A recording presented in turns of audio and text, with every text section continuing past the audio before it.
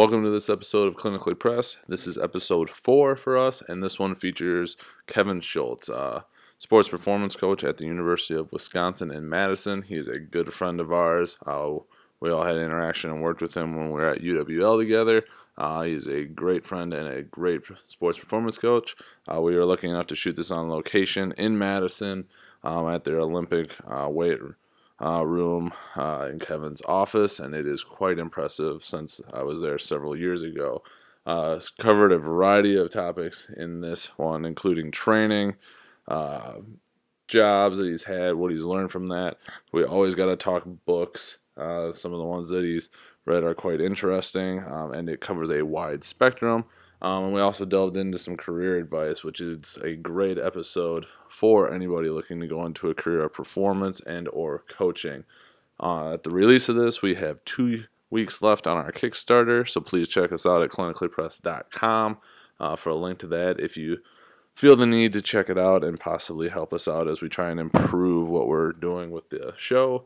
We have some great giveaways for different price points, stickers and mobility guides, t-shirts, which are fantastically comfortable, and also some different giveaways in terms of nutritional analysis, movement screening, and soft tissue work. So please give that a check out. All new episodes are on clinicallypress.com, YouTube, SoundCloud, and as always on iTunes.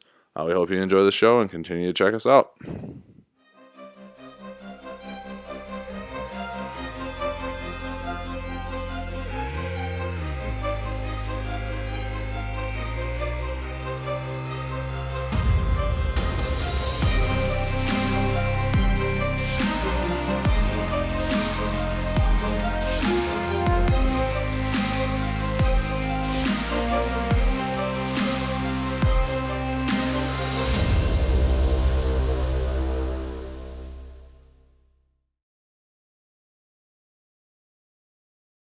All right, we'll get started. Welcome to this episode of Clinically Press. We're here at UW-Madison in the Athletics Center, here with Kevin Schultz.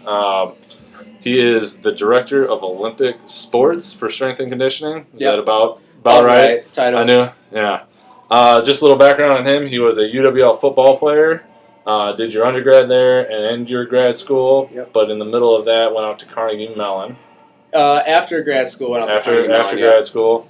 Came back to UWL as an SPCA director and football coach, has moved down to Madison now, and then, to much of these guys' surprise, we're almost an Olympic bobsledder. Almost, and they thought that was kind of interesting.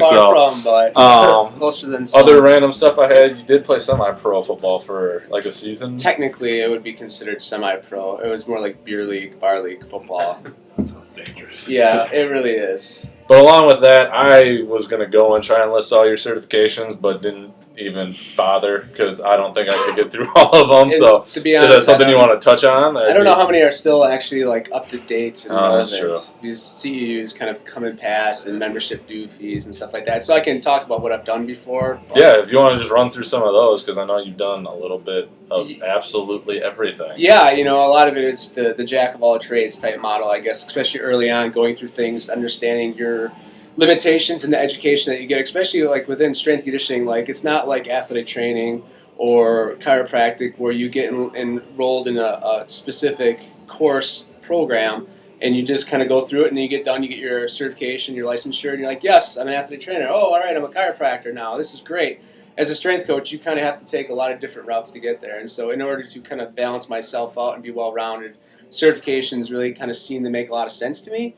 And, at the time when I was younger, going to conferences and conventions and networking never really appealed to me, because it was one of those things where you would go, you might learn 1 or 2 things, but a lot of it was like clinic talk, and then you would always leave with a hangover. So I decided I'd rather spend my money on certifications and educational experiences than a hangover. I use that as my excuse for not going to conferences. Yeah, it's a great way to get out of it and really get professional development done. But a lot of different angles, I guess, for certifications. So, the NSCA-CSCS is still like the gold standard by a lot of strength coaches as far as what we need for our, our profession. Then there's USAW weightlifting. I did their sports performance coach one, and way back when I did their club coach level 1 certification, which they don't even offer anymore.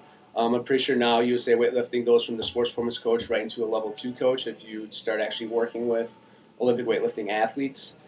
Then there's the whole NASM, National Academy of Sports Medicine, their CES, PES, their fitness nutrition. You don't have to renew. Which you don't have to renew. Side note, actually, Dr. Michael Clark, if you guys know the name, he's the guy that kind of founded NASM. He was actually a lacrosse graduate. Yep. But he's no longer affiliated with NASM because of some shady practices, from what I've heard. So fun. I guess we won't ask him for any money. No, I wouldn't ask him. He probably doesn't have any. There's something with NFL athletes and stuff like that. Really nice guy. Really helped us out quite a bit early on with getting stuff set up at lacrosse. But that was just a side tangent. Yeah, that's interesting. And then other things like USA Track and Field Cross Country Coaches Association. They have like a strength conditioning certification that I got a few years ago. Didn't you have a big role in a role in developing that? Yeah, you know. I remember you traveled down there. Yep, and so like initially when it was a pilot class, just because of my background in track and field and my position within strength conditioning, they asked if I could kind of review the course for them, and so it was kind of unique. And that was basically in retrospect to the new NCAA rules that went into effect in August, saying that all strength coaches must have actual recognized certification. And so USA Track and Field Cross Country Coaches Association, they were looking to get their own specific track and field strength conditioning certification as one of the recognizable ones, which has not happened yet. But more or less very similar to any other strength conditioning certifications where there's, base programming, fundamentals, exercise physiology, biomechanics, and then it had kind of had like a small tweak in for track and field specifically. So I did that one. Nutrition stuff, a lot of that. I think it's like all of us, like you have a passion for nutrition just because you realize that 90% of the gains that you make in the weight room are really due to the nutrition and the recovery afterwards. And so I did my CISSN through International Society of Sports Nutrition. I did Paulo Quinn's Biosignature certification. I did John Berardi's Precision Nutrition, the Paulo ones. Yeah. There's only two for the Biosignature one. I've only done Module 1, and I wouldn't do Module 2. I saw Dan had Module 1 as well. So yeah, and realistically, it's really impractical, I think, at this level to utilize a lot of his methods just because it's all supplement-based and we have a lot of limitations in what we could actually do here with them. And I think there's some fundamental problems with the certification overall because they tell you specific sites and specific tools that you have to use for the assessment, but when you actually get into the class, you're allowed to do it over pieces of clothing, and you're just using spot instead of measurements. And so, I think generally speaking, it makes sense, but, it's not as scientific as people would hope. Other things, so I did the John Berardi Precision Nutrition, then NASM had like some fitness nutrition specialists. I've seen that one. And they just asked me if I would do it, so I would review it. And so those, and then from a massage therapy standpoint, licensed within the state as a massage therapist. Many years ago, I did the ART upper body, like 2 or 3 years ago, which is not renewed, so that one I can't even claim anymore. And then I can claim it, but I don't advertise it. Or you can put it on your resume, but you just can't say current. Right. Like I was certified and not currently certified. Sure. So you can kind of. And since you're not actually using it to make money, they're probably not going to. Right. And then I also did the myofascial decompression Chinese cupping thing too, which was awesome. So that's, I think, everything that I can think of. There's other track and field certifications that I have, but not necessarily relevant to this. So a lot of money spent, a lot of education learned, but I've probably forgotten most of it. So take it for what it's worth. That is a long list. So what do you find that's most useful or beneficial for you, or is it just kind of a combination of a little bit of this and everything? From like a certification standpoint, it's a little bit of everything. I think holistically as a strength coach, you're expected to interact with so many different support staff groups, whether it's athlete training, sports medicine, the dietitians, the sports psychologists. So I think there's definitely some value in certifications in a broad stroke standpoint, just because it gets you more up to date with what's being talked about in those professions. But overall, like I'm kind of slowly walked away from the certification thing just because I've attained so much and haven't necessarily found a ton of relevance in any one, I guess you could say, outside of just having general content knowledge improved upon because possibly a lack of education going through my educational experiences. Learn everything, take from what you can, and then, forget most of it. Yeah, they're a good starting point. Yeah. But definitely need to be modified. Mm-hmm. And some of them are old. Yeah. The content, some of those exams. Well, USA Weightlifting's actually, they've gone through a lot of restructures, and the latest one that they've done I've really liked because they've gone from we're teaching you how to coach Olympic weightlifters to we're teaching you how to teach people. And so they've gone to more of a pedagogical standpoint instead of just like a learn by doing clinic.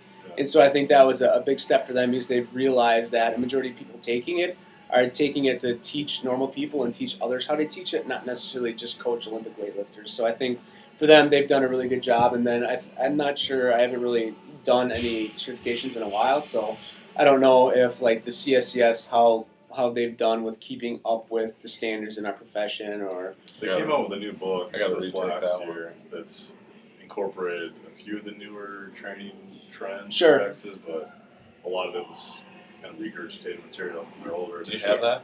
I do. Can I And they've borrow also it? made their is exam. it that one over there, that black book, or is it newer than that actually? It should be their fourth Oh, edition. I got the 3rd edition at my house too, but Is that the free one that we got from lacrosse? probably. That we burned a bunch of them? I still have McGlenn, some. McGlenn would burn them all. And now they've made the exam A, B, and C instead of A, B, C, and D. Oh, really? That's Oh, really? A huge advantage. Upped your chances for guessing. Yeah. That is my one Oh, thing: wow. is don't let your things lapse. You might need them. You know Yeah. what? I've heard that before, and someone brought this to my attention the other day. I can't remember who it was, but they said they let their certification relapse because they didn't maintain the CEUs. But they did a cost assessment of it, and they said It's actually cheaper to it's cheaper retake the to thing, retake the exam than paying for CEUs over like an 8-year stretch where you Yeah. may not be actively using the certification. Very interesting. Well, that's what I was looking to like renew it and like challenge it, and it was $100 fee that was non-refundable, Correct. and then you had to go and prove whatever CEUs I had missed over the last 3 to 4 years. And I was like, that's going to be such a pain. I'd rather Yeah. just retake the test. Makes a lot So. of sense, yeah. Yeah.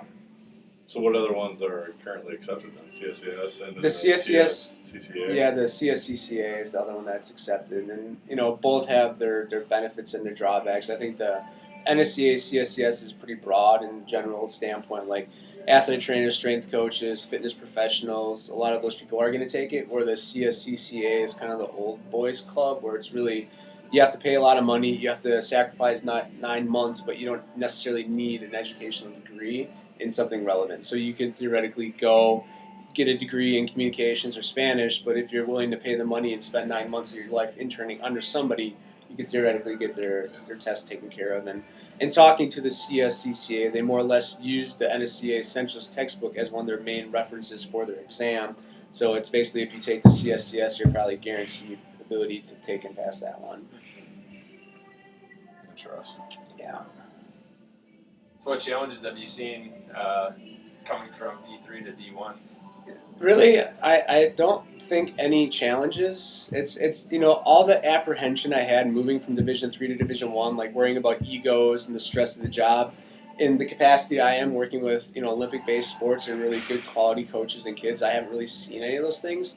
The challenges are, I think, it's being more specific to individual needs. Where at lacrosse, when you have 350 athletes, it's really hard to adapt training to individuals.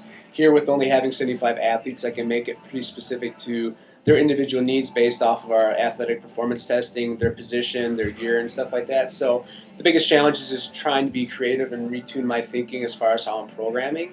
But other than that, the facility stuff is still a big schedule issue here. Like we have, 4 facilities that we train out of, but we're still running into issues with scheduling athletes and teams in here. Because everybody still needs to go to school from 9 until 3, regardless of what people think. Division I athletes do go to school. And so a lot of the challenges are the same, but not really anything new outside just trying to find creative ways to deal with issues here. And issues here are very similar to issues other places. They're just specific to what we're trying to attain with our teams here. So can you train them differently? Do you have just naturally more talented athletes coming in your door where you don't have to start from the scratch? No, I mean, the athletes I work with, both soccer and volleyball, are extremely talented in their sports, but not so much in the weight room. And so ultimately, we still have to look at their training age from like a weightlifting perspective, and we train them no different than we would a first-year athlete at lacrosse. Just understand that there's very rudimentary movement patterns instilled in them. We still have to start with basic progressions and build up. I think just because the nature of the athletes that we have here, they learn and adapt a lot faster. And so that learning curve is exponentially a little bit quicker than what may be at the Division III level. Factored in with I have more time to allocate to each athlete, and there's better facilities and better equipment, it allows possibly for quicker adaptations and quicker learning of those skills. But I mean, basically everybody still has to start from scratch, and with having lesser athletes or fewer athletes, you can make modifications and changes at a quicker rate because you're just there. You see a lot more compared to running to football practice, coming back, going on the road recruiting, coming back and trying to spot check everything that your intern saw or your GA saw. Sure. What type of testing do you do then Yeah, so there's a whole battery of testing that I'll do. And then also, like, we have our Badger Athletic Performance Lab where we have a full-time professional who manages that. So same stuff that I would do at lacrosse, we would do a power clean variation, a squat variation, and a bench press variation. So like your standard, strength-related exercises we do. We still do a vertical jump, a standing long jump, 2 consecutive jumps, and 3 consecutive jumps. So jumping, power, indices. Most sports will do like a 20 and a 40-yard sprint test. We'll do a pro agility for most of our sports. So there's like some kind of agility-based and speed-based parameters. And then from our Badger athletic performance standpoint, they look at DEXA scans. So we DEXA scan our athletes about 4 times a year. We'll do VO2 max on our soccer players, not necessarily our volleyball players. We'll do gait analysis on most of our athletes just because of the volume of training. Like if there is something wrong with their gait, eventually something will creep up. So like volleyball players probably don't need to do a gait analysis, but you can kind of pick out some of those idiosyncrasies as far as like, all right, well, if we're working on general conditioning or fitness and we're doing a big block of it, there may be overused things that pop up if we're not looking at that.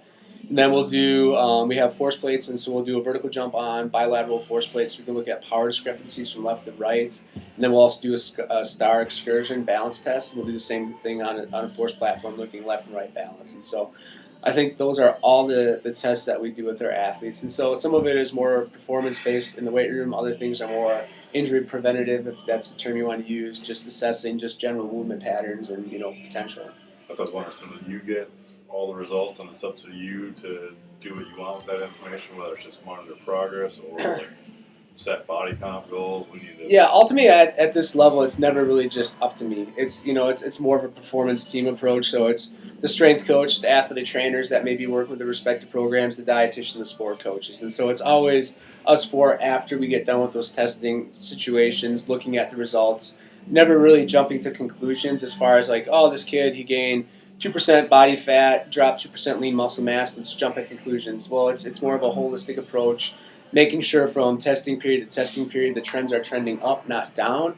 And then basically we sit down, we try to allocate maybe 1 or 2 special needs that the athlete may have to work on for that next block of training. And so it's not like I sit down and it's the burden of me. It's all right, well, from an athletic training standpoint, they're going to take some of that load on. If athletes have big discrepancies greater than, let's say, like 7 to 11% in any one of those factors, they may choose to work with that athlete specifically. If it's a smaller discrepancy and those are things that I feel I can work into my general training, well, that might be something I address on there. The nutritional standpoint, we have obviously an awesome dietitian, and I'm past the point of trying to manage all that, and so I rely heavily on him. We'll sit down, we'll look at people that may have body composition issues and how I can positively influence that from a training standpoint, whether it's extra conditioning, whether it's different types of training parameters from a weightlifting standpoint. But ultimately, I think with body weight and body composition, especially if it's unfavorable, it's more about diet than it is training. It's about educating the athletes about the habits they may already have and how those habits may be leading to a lack of success. And then also nutrient timing and making sure that they're appropriately fueling before and after training sessions to maximize those sessions when they are training.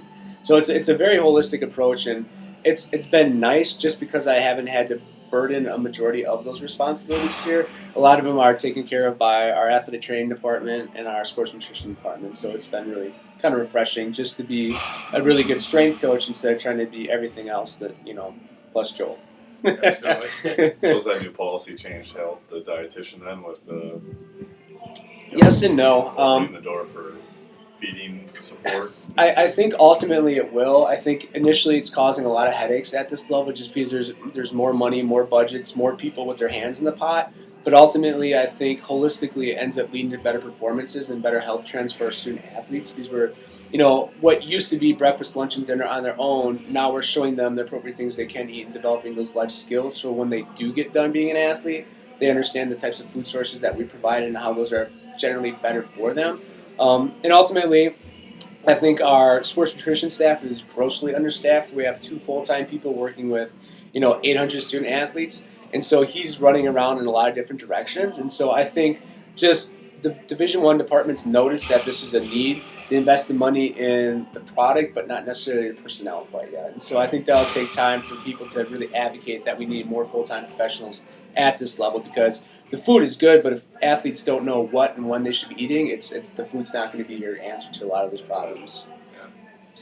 I noticed northern schools as a whole are a little behind the curve when it comes to sport nutrition. Yeah, absolutely, and I mean, and ultimately, I think that's holistically just athletic departments in general. Like if you start looking at the AC, SEC, maybe the Pac-12, their budgets are going to be bigger. There's going to be more money allocated to sports services, where up here there just isn't, for whatever it may be. But we still survive, I think.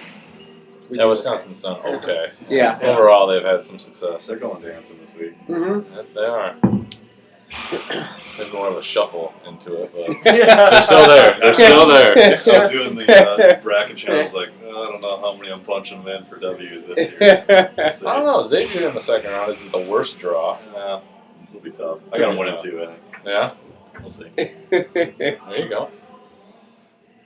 One of the ones I had is, obviously with all the stuff you've done, like, do you have your go-to training systems, or is it very variable depending on the sport, or this is because I spent more time lately with Dr. Wright and hearing his opinion, so. Yeah, I think ultimately, like, your go-to training system should be the one that you develop. I think too often within our profession we use the copy and paste methodology where, I know a lot of guys who went down to LSU as grad students or as interns, and they took LSU's program, they're like, this is the answer, LSU is really good, and all they do is they copy and paste it, and so it doesn't necessarily always have the same impact at new schools because the people who do that don't understand the work that went into it. So I think any training system that you develop, you're going to holistically know a lot better, and you're going to make modifications on the spot based off that knowledge of it. Ultimately, my training system has changed grossly compared to where I was 10 years ago to where I was even a year ago at lacrosse, because it all is like this holistic philosophy of, all right, well, it's just not me programming it. It's basically, my head coaches, my assistant coaches, my sports medicine professionals, my dietitian, and myself. Oh, yeah, then you factor in the captains on the team, the seniors on the team. And so you basically get this, large lump sum of information that you're trying to utilize your training system in, but you're grabbing all their information from these people to make it their training system. And so it's been fun because it's allowed me to be more creative and kind of expose myself to some deficiencies that I had that I never realized. Like, oh geez, this coach is saying this thing, I've never really had to deal with that. Well, let's do some research. Like I've only really been a strength power type person. I've never really had to do much with aerobic conditioning. Or a women's soccer team, that's all they're about is fitness, fitness, fitness. And that was a big gap in my education, my experience. And so this fall and even into the spring, it's really pushed me to learn more about aerobic conditioning, fitness development, and things like that. So it's been, both rewarding and challenging. I think ultimately this is a Buddy Morris quote, 90% of what I do is already set in stone. From the day I walked in this building, philosophically, I knew what I was going to do. But I spend 90% of my current time trying to figure out the other 10%. The problems that I have, the solutions I'm looking for from the coaches, from the athletes, from my colleagues, that's where I spend all my time.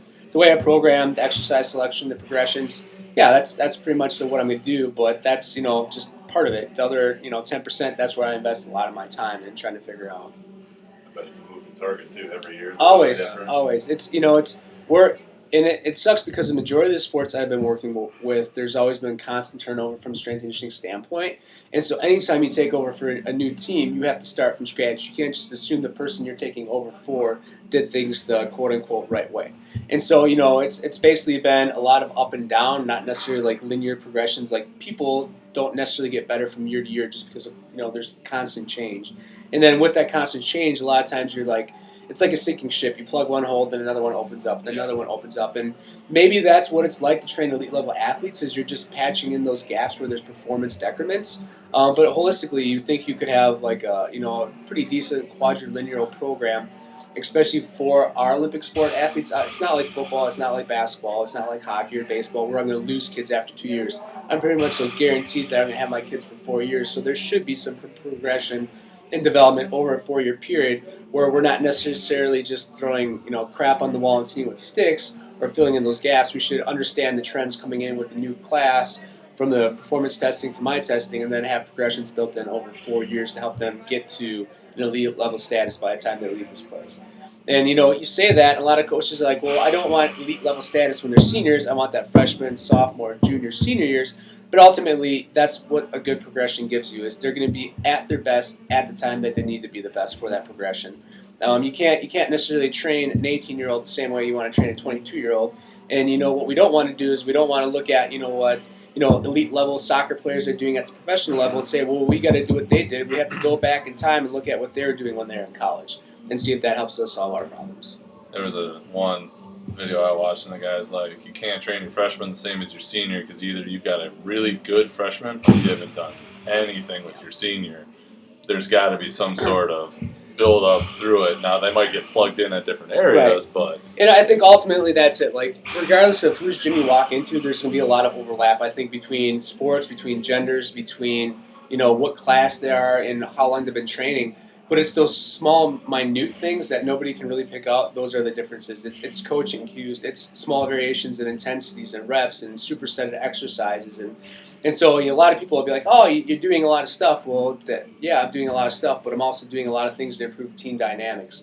When you start getting too individual-based, especially with team sports, you lose that culture in the weight room. If everybody's kind of doing your own thing, then you're basically just personal training athletes. You're not developing a culture and a good group dynamic, which is needed for those sports. And so I think there needs to be a good balance between training a team and then training individuals.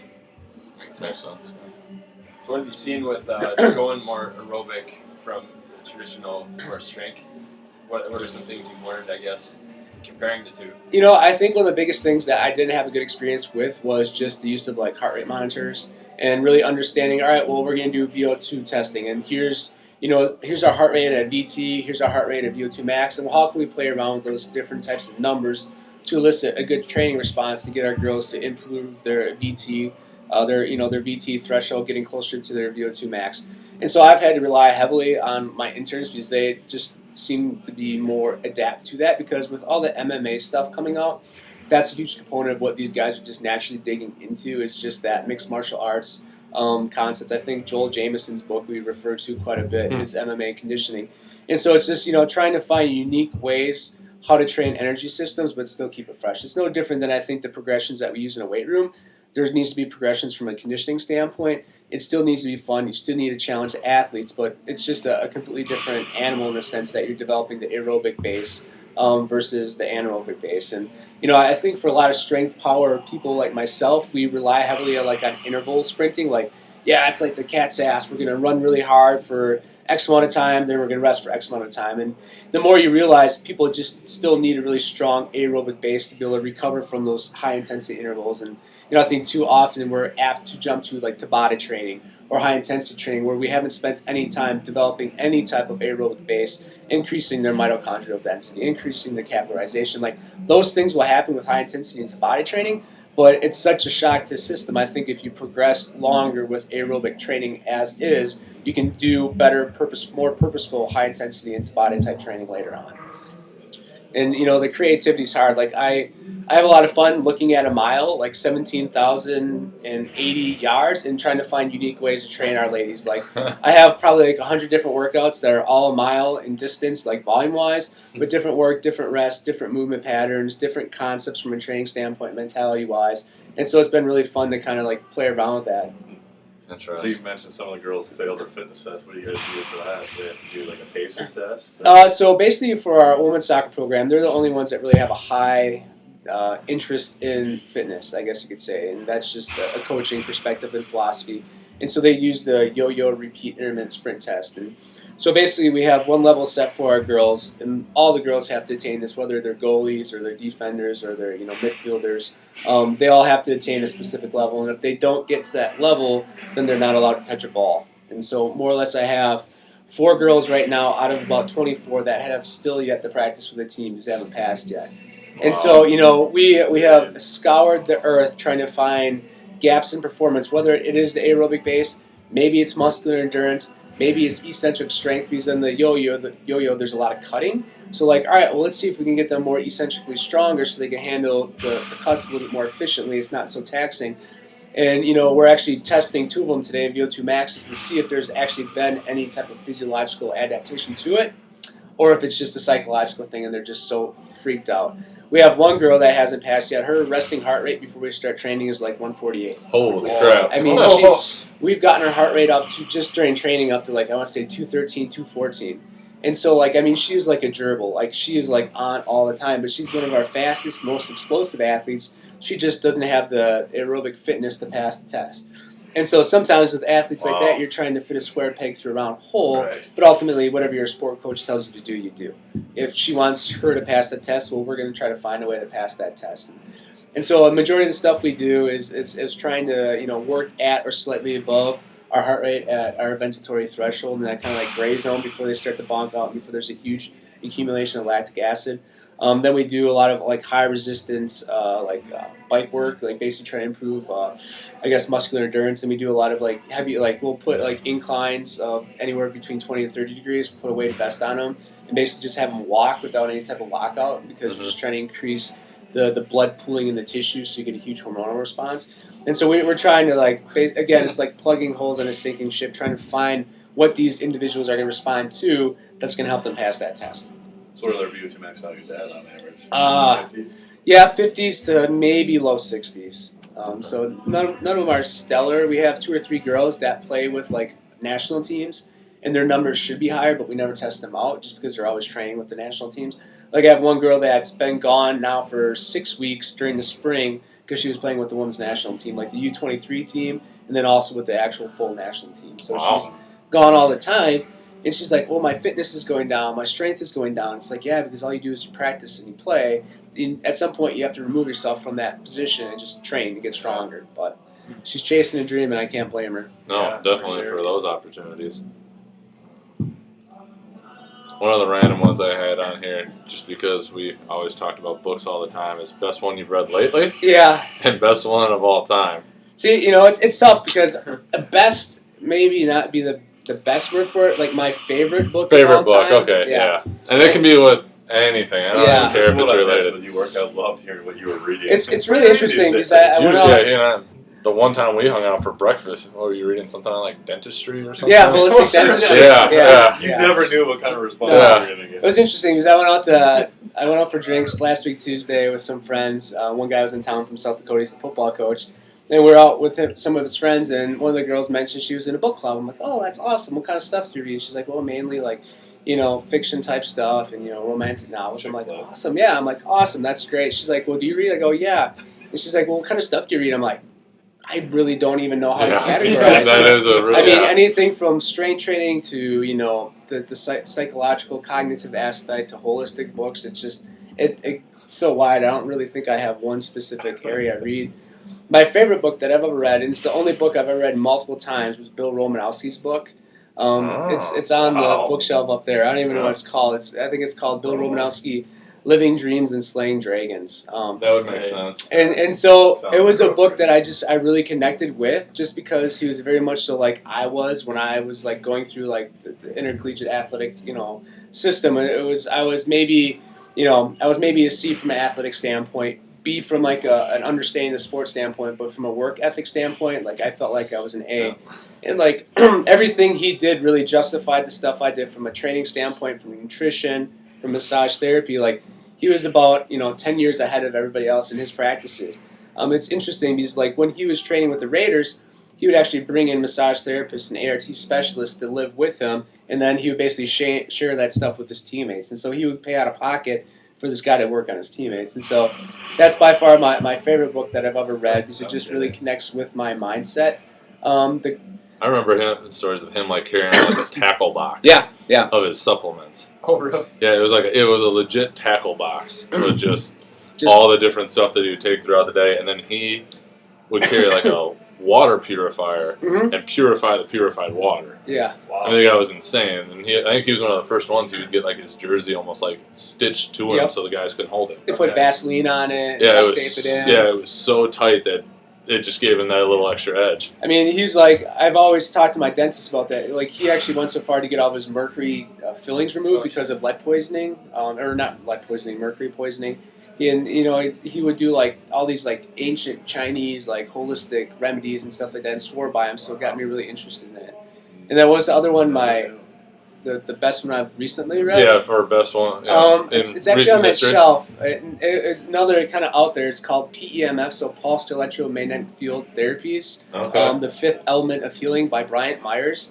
And again, it's this holistic healthcare idea. It's like a lot of that stuff hasn't necessarily been clinically proven by science, but I think holistically it works. And so the book kind of goes into quantum physics and quantum theory, which way over my head. But interesting though. Very interesting stuff. Like blows your mind. You're like, what? I could really be here and somewhere else at the same time. It's like on Interstellar. Yeah, It does it's exactly that how it is. Like that. And it just talks about how like the Earth has a geo-electromagnetic field, and how the sun produces an electromagnetic field, and everything that we do basically causes electromagnetic smog. And our bodies have developed over eons to basically be immersed in that environment, and that when we remove ourselves from that environment, it basically denatures ourselves and makes us less efficient. And it's just a really interesting book. If you're looking for something to blow your mind, it's a really easy read too. I'll have to go back and put that one on. I see Yeah. you still got your blue light. Yep. You still have not taken them out of the SBC Yeah. at lacrosse. People still ask about them. Well, it's funny So- because I was listening to the podcast that got me interested in Bulletproof Radio, and then the guy that does that podcast, he just recently did one with a German guy that does light therapy, but he was saying that blue light by itself, without the thermal benefit of UVB rays, actually is bad for you because it causes cellular stress without the benefit of the heat, which increases cellular strength. So I don't know if I'm actually making athletes and myself worse without having UVBs, but it makes me Stand feel by happy for in the 40 mornings. years. Yeah, Yeah. we'll find And out. then you probably still won't notice. Yeah. So now they have apps that you can download on your phone that I believe filters it or removes it. At least at night. f.lux is what it's Yeah, called. f.lux. I recommend that to all our concussion kids to try and Yeah. take some of that away if they still got to keep going with stuff, but to take it off your screen. I actually went and bought the little glasses that just have a orange tint Into it. Yeah. to them, or orange isn't the right one. It's something Amber? like that. Amber. Yep. Yeah, and it takes that away. So anytime I'm sitting at my computer editing late at night, I'll keep the room dim, but then I'll do that, and it helps. Absolutely. So, What else we got? Interesting stuff. any other questions you guys have, or you want to just jump into I the got others, but that'd take us all week. Yeah. for another day when we can get them back? We should do an on location at Nutbush. That'd be awesome. Yeah, did you miss Nutbush? That lady, yeah. I saw her the other week. I was in town, and she still remembered me. Remembers you ordered. We went out there the other day, just this past one, and we had the old lady, Yeah. the one that looked like she smokes a couple packs a day. Yeah. She must have forgot to put our order in. We were there for an hour and 15 minutes. Oh no. Awkward. Our food was so Oh, hot when it came out, yeah. but she like Better wouldn't be. admit that she forgot. Sure. She just, it'll be soon, it'll be soon. And there's like people that came in after us already Wow. leaving. Did this right before spring break. They just like your company. Yeah, something like that. But all right, well then our basic questions. The first one is, what is something that you would believe in that others may not, and maybe it is quantum physics. Yeah. I think the biggest thing, especially within this profession, there's a lot of people that are strength coaches that think that our jobs are of the utmost importance. That we're, it is by far the most profession out there, and like strength conditioning, specific sets, reps, philosophies, training methodologies. It's either life or death, and people spend hours agonizing over numbers and exercise progressions and whether or not kids are improving. And I think the biggest thing that I believe in that most people don't is that our jobs really don't matter. It's not as specific or as important as we think. A lot of times we talk to our athletes about this idea of like the other 21 hours. That's what's important. It's not the 1 hour you see me 3 to 5 days a week of training. It's the other 21 hours. And so, I think our jobs are important, but they're not as important. I think hard work and effort are way more important than science and having good progressions and numbers.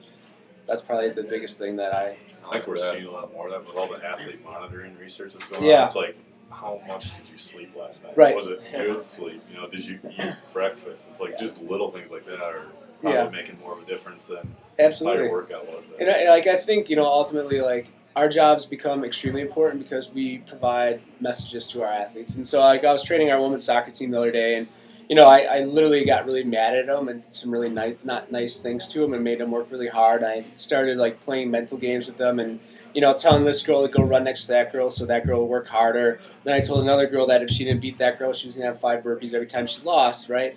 And it's the reason why I love my job is because the relationships I form with my coworkers, my athletes. That's the reason why we do what we do. It's not the salary, it's not the title, it's not because you get to be at games on the sidelines or travel or anything like that. It's the relationships that you build. The second thing is by far like the creativity, like being able to look at a mile, 5,280 feet, and see how many different ways I can kick my athlete's ass with just that number. So that's really fun.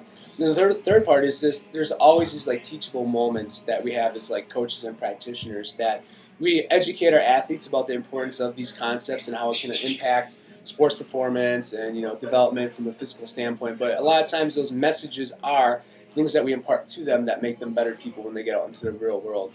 And so at the Division I level, we have like different times allocated to us. So we have like an 8-hour period of time that we can work with our athletes, then a 20-hour period of time that we can work with our athletes. And for all my teams starting today, we transitioned into the 20 hours, which would technically be like their non-traditional season, where there's practices and competitions and stuff like that. But realistically, when you think about it, 8 hours a week is about 5% of their total time, and then 20 hours a week is about 12% of their total time, right? And so they see us as coaches, professionals, athlete trainers, stuff like that, maybe between 5 to 12% of their total time any given week. And so the message that we really send to our athletes, like when you see us for that small period of time, are you giving 90% effort or 110% effort? Are you giving 110% effort or 120% effort? It's like, what are you doing with that time? Are you being mindful and purposeful with it, or are you just trying to get through it? Because as coaches, we only see them as a sliver of time, right? And what are you trying to impress on us, and what are you trying to do during that period of time? And that's by far the biggest thing that we do is set those messages up and really start getting them to think about, holistically, what am I doing here, and how much better do I want to get? I kind of went on a tangent there. No, you're good. The Troutman moment. 3 points. Trust, we're not even getting anywhere close to a Troutman moment. I had to cut him off when he tried to explain eccentric or overload eccentrics or his other one, because we spent a good 20 minutes on the ARP and he's going to sound way smarter than me, though. 20 minutes on the 1x20. But most influential fitness, loosely defined, purchase under $100 or in that ballpark? Yeah, I think if this is for general population people, I think Whatever the best investment you could do is find somebody out there in the community that's going to help you realize what you need to do. You can spend $100 and buy a heart rate monitor, or you can spend $100 and buy a new pair of shoes, but ultimately you need somebody from a professional standpoint to lead you. I think if you are a professional within within this circle of allied health or what have you, the best $100 you can spend is buy books, buy resources, go to clinics, things like that. Learn. I think the technology stuff, the more we learn about, the more we realize it's not as good as we think it is. Like we've played with heart rate monitors, we're investigating getting the Catapult system, and both those come with big, heavy price tags. But when you look at all the research and you talk to experts doing RPEs, training loads, strain monotony, it's probably the most accurate way of doing it without having to pay that stuff. And so ultimately, I think if you're going to invest $100, buy a bunch of books, go attend a clinic, go give somebody $100 to go learn what they know, rather than buy a piece of equipment that you might throw away in 3 years, or the battery may die and you might not be able to use it. Or you fill up and you can't record anything anymore. Yeah, stuff like that. Or somehow minimize the program, which apparently turns the mic off because, Learning curve. Right. Yeah. We could have bought a book about it. Yeah, we should have paid someone $100. Podcasting for Dummies. There's probably a book for it. There probably is. No, Lord knows I looked at enough blogs. Anyway, last one then is, what information would you tell yourself in either your training and or your education if you could go back 10 years, give or take? It's tough. I think from like an educational standpoint, like I really enjoyed that I'm pretty well rounded in a lot of different areas, but the realization when I got here was that I was a master of none. Like I was talking to the other strength coaches that had only been full-time strength coaches for 10 or 15 years, and they're like throwing concepts out there that I've never heard about, and I'm like, well, I don't know about that, but I could tell you how to break down like a 3-4 defense and how to run special teams coverages. And so, I think the biggest advice that I tell myself is find something that you really, really want to be good at and be awesome at it. Don't be average at everything. And then from a training standpoint, same thing. Nothing matters, but everything matters. And the only thing that really matters, in my opinion, is hard work and effort. And there's going to be compliancy and consistency with our athletes. And don't spend so much time slaving over the numbers and the progressions. It's just get kids to train really hard for you. It's a mentality thing. I like big mentality differences between like my soccer programs and my volleyball program. Obviously, everybody knows volleyball is extremely successful here. Mhm. Soccer programs, I tell them to do something really crazy. Their response is, "What? You want us to do, huh?" And there's a self-doubt with it. So volleyball, like every week we do like testing, like we do like jumps almost every day. We'll do like Monday's a vertical jump, Tuesday staying long, Thursday is 2 jump, and then Friday's 3 jumps. And so I have a general idea as far as where they jump in between each of the jumps. And so what I did is I took marbles and I put them down in the gray area. So I'm like, all right, well, here's what we're going to do today: is you have to hit these specific landmarks, otherwise you're going to get injured. And so all the volleyball girls, they line up, they get ready to jump. I had to stop them, right? It's this idea of whatever I say, they're like, we got this. And so, it's like nothing really matters, just hard work. And those girls are going to do substantially better than others if they don't have that power of belief that they can do anything.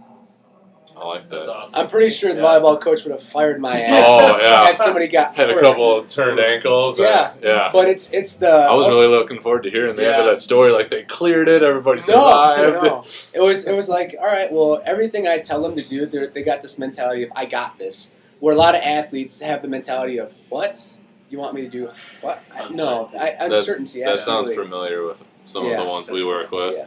And a Always lot of questioning. some of the athletes I work with, they got this mentality because they play with national teams and they've been trained by some of the best people out there. Of like, I already got it made. What I'm doing is already set in stone.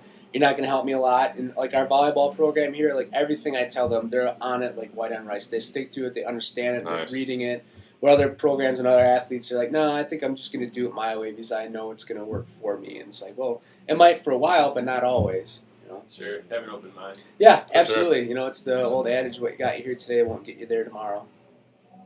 You're full of good ones. Good Good thing Well, we got I that do. recorded, yeah. Well, definitely. I do. You literally say that every year to the same group of kids. The group just changes. It's Yeah. like being a Yeah, teacher. Everybody thinks you're really smart, but you're just spitting You out the got the same same shit quotes. Right. every Yeah, you year. gotta We'll memorize. edit that part out. They don't. Yeah, we Yeah. don't. And the kids are always dumb when they come in too, so they just think you're just like the cat's ass. I don't know. They're getting sharper and sharper. These days. Just have to keep up Making with your job harder Google and it. harder. Well, it's yeah. technology. Google the- told me that. Well, not only that, but like podcasts and blogs that are Mhm. getting some of this quality information into their hands a lot quicker. Than Everybody's an expert. That might have been one of my favorite lines from Sam Jorgensen's episode is, whatever you type into Google, whatever question you ask it, you're right. Yeah. Yeah. Like, you'll find something somewhere that says you're right. Because there's just somebody out there that thinks the exact same way. Yeah, So, that's funny. but yeah, I thought that was a good line. So, Cool. Cool. anything else? What's next for you? Is this it for 20 years? What's do you next have for any, me? Do you have any other goals? Professionally? Yeah. No, just doing You've a lot of hopped around a lot the championships. last couple of years. I wouldn't say I hopped around a lot. Well, you were going to be in Australia. Yeah, it's and then been it like was North Carolina or something. And Tennessee. then Tennessee, that's Yeah. right. And then it was Beloit. Everything is really about, ultimately, I guess if I was going to go back and tell myself something 10 years ago, it's prioritize life over work. Because at the end of the day, you retire from work, you don't retire from life. And so many people within our profession think that the things at work are going to get you to a good place from a life standpoint. It doesn't work like that. And so, like, what I was really searching for, and I think what a lot of people should be searching for, is that job that gives you balance. The one that you can, work at and enjoy, but not really love. Like, you'd rather love your family, love what you do outside of work. And, if you love coaching and strength conditioning, we'll do it for free on the side. Don't feel like you have to work 80 hours a week here and do it. But ultimately, I think the balance that I have here, the salary that I get, the benefits I get, it's going to keep me here for a long way. It would take something, north of 6 figures to get me to move again. And I don't think Whitman's calling, and No? not You want to go to yet. Illinois? Not yet. No, there's nothing down. I don't think I want to live in Champaign. That's what everybody says. So, Well, But- I hope you stay here. It's nice to have our It's- students yeah. go to a quality internship. Yeah. for site. sure. It's For sure. great here. I mean, like I said, the administration supports us. The coaches are awesome people, and they get what I'm looking for from a work-life balance standpoint. The athletes work hard. I know one of the questions that you put on there, the biggest difference between Division III and Division I is everybody at Division I has a job they want. Division III, I was doing strength and football. You have track coaches there, track coaches and facilities For guys. sure. Everybody here, from the facilities guys, the custodians, the equipment manager, that's the job they want. And so they come with energy and passion about what they're doing That's a every good day. point. And you know, it's not necessarily the coaching schemes or the technology or the equipment that we have. It's just the mentality of everybody's doing exactly what they want to be doing here. That's the biggest difference. That's what Katie asked when she came down Yeah, that makes to sense. interview for her intern spot, was what the biggest difference is. It's just everybody's happy here for the most part. You know, don't get me wrong. You know, there are tough times and good times, but ultimately people are doing what they want to do For from sure. a professional standpoint. So there's good long-term, I guess, sustainability here. Stability. Yeah. So I'll be here for a while, Good. unless I Cool. get fired for some reason. Scott Walker shut us all down. Yeah. We'll We're edit that kind of- part out. Surprisingly, we're kind of immune to a lot of stuff here. I mean, we Well, have our own thankfully you HR got the department. the Other athletics shit. department. Yeah. If you go down, we all go down. Yeah, the flagship. Cool. For sure. Well, call Awesome. that a wrap. Yeah. Thank you, Great. sir. That was Thank you great. much. Appreciate it. I don't know if there was a ton of content in there. But You're so Good full of insight. wisdom. wisdom. No, people will love that Wise stuff. though. behind There's a my lot of good ears. hashtag moments in